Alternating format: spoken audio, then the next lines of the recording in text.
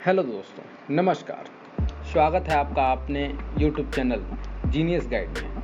आज हम कुछ ऐसी जानकारी पे बात करेंगे जो कि बहुत लोग नहीं जानते होंगे। देश में इस वक्त चर्चा है कि राष्ट्रपति चुनाव के परिणाम आने के बाद आज भारत का राष्ट्रपति यानी देश का पहला राष्ट्रीय नागरिक कौन होगा। लेकिन इस चर्चा के दौरान क्या किसी ने यह जानने की कोशिश की कि भारत की जनता देश के नागरिक के रूप में किस नंबर पर आती है। दरअसल भारतीय संविधान के अनुसार पद के 26 कैटेगरी बनाई गई है और उन्हें इसी के हिसाब से देश में सिटीजन की लिस्ट में नंबर दिया जाता है। भारत देश का पहला नागरिक राष्ट्रपति होता है, दूसरा नागरिक उपराष्ट्रपति होता है, तीसरा नागरिक प्रधानमंत्री होता है, चौथा नागरिक राज्यपाल होता है चाहे वह किसी भी राज्य का हो, पांचवा नागरिक पूर्व राष्ट्रपति होता है, जबकि उपराष्ट्रपति को भी पांचवा नागरिक माना जाता है।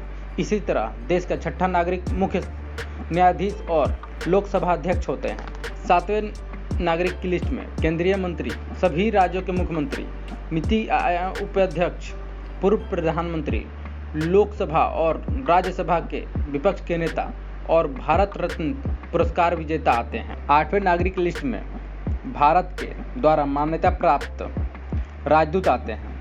नौवें नागरिक के लिस्ट में सुप्रीम कोर्ट के जज, यूपीएससी के चेयरपर्सन के साथ साथ चीफ इलेक्शन कमिश्नर और भारत के नियंत्रक और महालेखा परीक्षक आते हैं।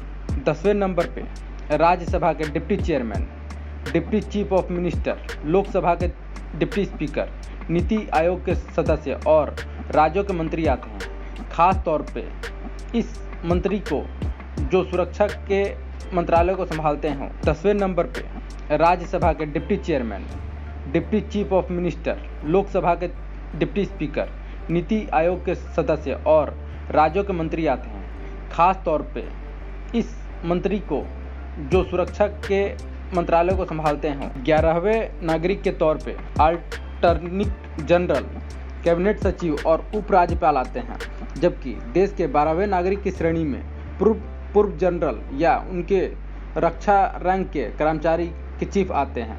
13वें नंबर के नागरिक के तौर पे राजदूत आते हैं, खास तौर से वह राजदूत जिन्हें भारत ने मान्यता प्राप्त है। 14वें नंबर के नागरिक की श्रेणी में आते हैं राज्यों के चेयरमैन और राज्यों के विधानसभा के स्पीकर आते हैं।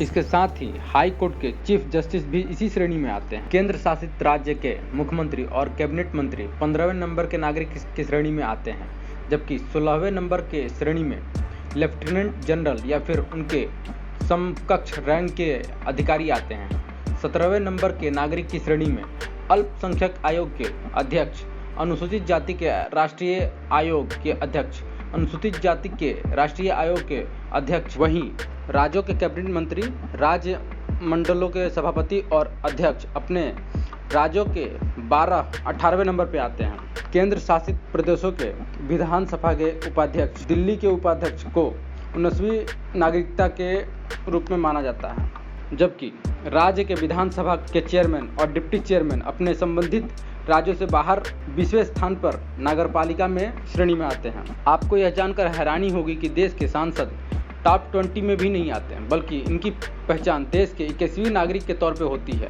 राज्य के डिप्टी मिनिस्टर को उन्हें संबंधित राज्य के बाहर 22वां स्थान माना जाता है, जबकि 23वें नागरिक vice chief of army staff, army के कमांडर और उनके ही रैंक के बराबर के अधिकारी होते हैं।